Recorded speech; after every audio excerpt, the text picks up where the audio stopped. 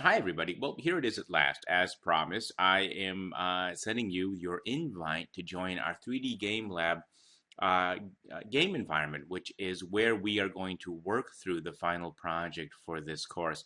So let me talk you through this. This is my Gmail account. You will have gotten something like this in your Delta account. It's from 3D Game Lab, which is educational environment developed at Boise State University for these kinds of game-based learning environments.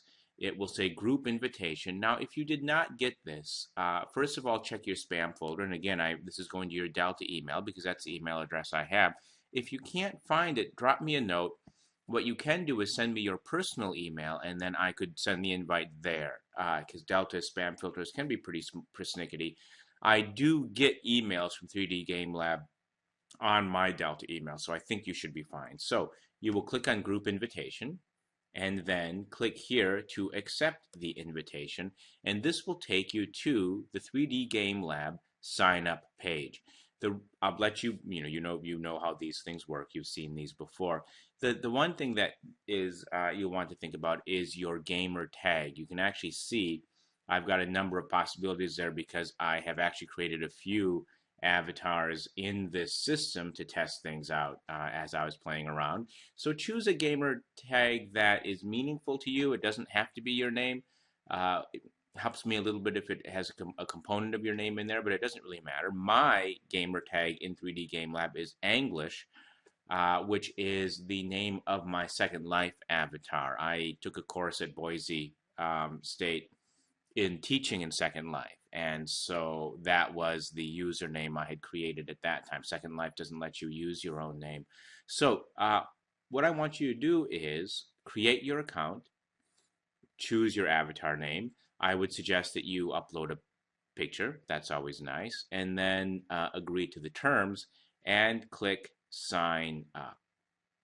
Okay, now I am going to try to sign in using my what I believe is the username for this email. Let's see if that works. And it looks like it did. Now, what you're going to see in here is what our game site looks like. Okay.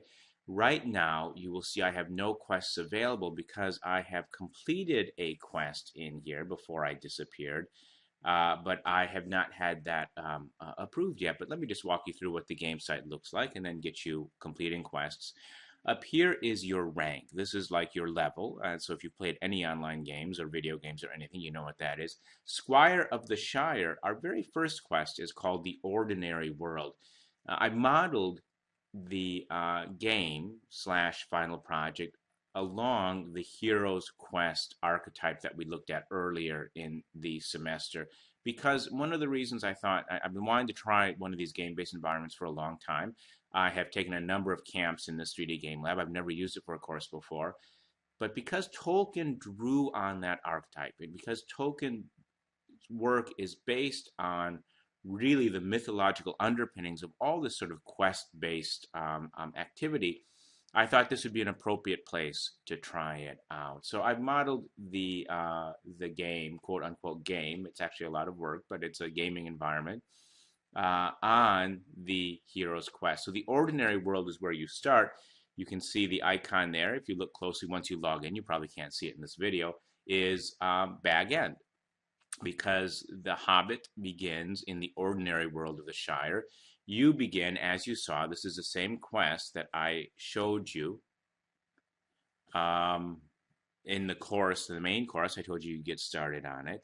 This is the chance to sit back and look at what we've done so far in the course. Okay. Once you have completed this, you will have another series of quests open up to you. And where you will find that, and I will have to probably approve that for you to get in, and where you will find that will be here in the available quests area.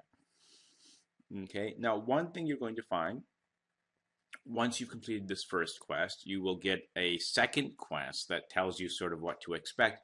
Then you will get a series of 5 quests. Each of those quests will introduce one of the possible paths for your final project. Now, this is important. You can choose any one of those, but you must complete all 5 of those quests before you'll have permission to choose, before you'll reach the appropriate level to choose. Now, the way I will then open up the next sequence of activities once you've chosen which path you want to go is through a reward. And you see here, I've actually earned 1 reward already. I created an achievement for completing the very first quest, which is just a way of sort of giving you a pat on the back for getting in here successfully, and to give you a sense of how this works. What I will be doing is once you complete the quest in the House of Elrond, which is a later quest, and the quest will open up when you've completed the prereqs for it. Once you've completed that quest and selected the specific project you'd like to work on, then you'll be able to award a badge which will enable you to then pursue the specific quest chain. Okay, that is it. I will be back in just a second to walk you through those initial quests. I'm just going to switch over into my teacher mode and approve this so I can show you the rest of that quest chain. Hi, everybody. Okay, so moving on, I've completed that first quest, The Ordinary World. Then once I've completed that, Roads Go Ever On will open up for me. This is just sort of a staging point for the next series of quests, and it's very simple to complete.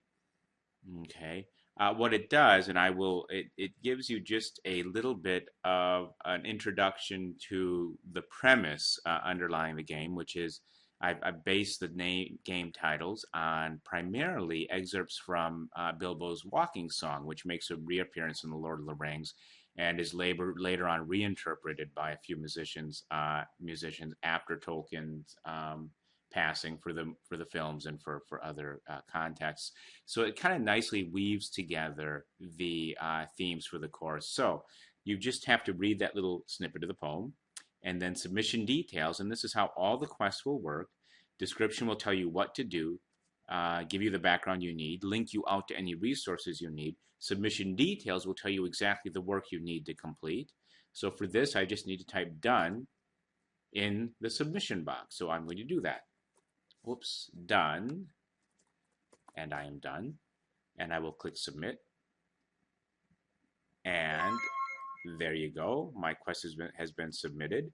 I completed it in under 5 minutes, and this is just information that will help. That was an excellent quest, so I'll give it 5 stars. Information that will help users see how long on average it takes to complete the quest, how much people enjoyed it, and then any thoughts you have about the quest that you would like your classmates to see. And you can just give the bare minimum of information, submit, and click through that. Once this quest is submitted, now you see in the available area, you click on available, this is the next series of quests. You must complete all of these before you are able to choose which path you want to take for your final project. Let me just introduce them really quickly. And whether then I cannot say points forward from Tolkien into subsequent generations. So this quest chain will ask you or offer you the opportunity to look at Tolkien's influence on authors, films, games, things that came after him. Now, this is not adaptations of Tolkien. That's going to be another quest. So, for example, you would not write about Peter Jackson's films here, or you would not write about the Lord of the Rings massively multiplayer online role-playing game here. There's another quest that will let you explore those if you'd like to. This is more if you want to look, for example, at Tolkien's influence on the genre of fantasy literature. Maybe look at the Sword of Shannara by Terry Brooks and talk about the connections up there. Or a gaming environment which is not specifically an adaptation of Tolkien, like World of Warcraft or Dungeons and Dragons, which is heavily influenced by him. Down the door from where it began will have you digging deeper into Tolkien's sources. They can be either literary sources, we looked at Beowulf in the course together, or they can be biographical sources. If you are curious about Tolkien's life, or you know a little bit about it and would like to explore it more, you can look at how his life, his upbringing, what he went through in his life influenced his writing of his books. Take the road no matter how far versions of Tolkien That title is actually drawn from an adaptation of The Road Goes Ever On and On. Whoever wrote the adaptation added lines to it. This is the quest that will take you down the road of looking at adaptations of Tolkien's work. So if you want to look at Jackson's films, if you want to look at a game which is specifically an adaptation of one of Tolkien's novels, then that's where you will go. The Path of the Palantir, I'm cheating a little bit there. I've drawn that from Tolkien, but it is not drawn from The Hobbit. If you've seen The Lord of the Rings, you know the Palantir are these crystal balls which were used to be used for communication, and Saruman uses one to communicate with Sauron. But when you look through them, if you've got a powerful mind controlling them, they will change how you see what you're looking at. In other words, Sauron was able to show Saruman what he wanted to show him. The point of all that is this path will give you an opportunity to look at literary criticism and the various critical lenses that we apply to literature. If you enjoyed the first unit, in which we just talked about The Hobbit, this is a path worth exploring. You'll be introduced, and all of you will do all of these quests. So you will, by the end of this first week or so, have a chance to look at a few literary schools. If you would like to choose one of those and look at The Hobbit through that lens, so look at it through the lens of feminism or Marxism, this would be the path you would take. Until it joins some larger way as the final option, and this is will let you dig more deeply into Tolkien as a myth maker and look at works, some of the works that inspired Karen Armstrong on archetypes of literature, such as Joseph Campbell's Power of Myth, and look more deeply at what Tolkien is up to in terms of creating his modern English mythology. Okay. One more thing I want to show you. You can always revisit a past quest by clicking on completed. And there are my 2 quests I've finished already. The reason you would want to do that, as you start working through these quests, you're going to see that I've linked to resources. Once you choose which of these paths you want to take, you will probably want to return to those resources. So you can come into completed and revisit that. Or you might even have seen something in one of the other paths that you were interested in. So these will be the first stage in all of this. That is not your final project. This will get you to, and you'll see the category choosing a path. Once you choose a path, once you've completed all these, you'll be offered a final quest in the House of Elrond, which is where Bilbo and the dwarves kind of stopped and paused before really starting their adventure. You'll have a chance there to choose which project you would like to complete for your final project. Your final project will essentially consist of developing a working bibliography of sources, including a book source, and then developing a presentation sharing your analysis, your exploration of whatever path you've chosen. So you will not be completing all of these. You will complete all 5 of these quests to give you a taste of your choices, but once you choose one, that is the path that will take you to the final project. The last week of the semester is when all of this is due. That's when you'll be submitting a presentation back to the classroom. Aside from that, you can complete this at your own pace, but I will warn you, like what you're looking at right here, right now, is probably at least a week worth of work. I would say that each of these individual quests will probably take you at least an hour, because each of them includes reading resources and asks you to do some fairly significant reflection. This is the work for the last month of the course, and it is a way of giving you the chance to explore the topics we've introduced already in greater depth. You will, of course, be able to access me at any time through the help forum online.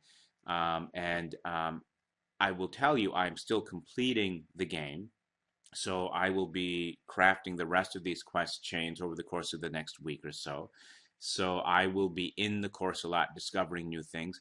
As I discover new things, you may see additional videos being posted explaining them to you. I have not developed a game in this environment before, although I have explored it before. I've taken courses in it and participated in summer camps in it. So that is it. This should be fun. It's going to be a lot of work, and the work may outweigh the fun, but I'm hoping it's still more fun than having me post a PowerPoint presentation and a Word document telling you exactly the same thing. So enjoy, and as always, I am here if you've got questions.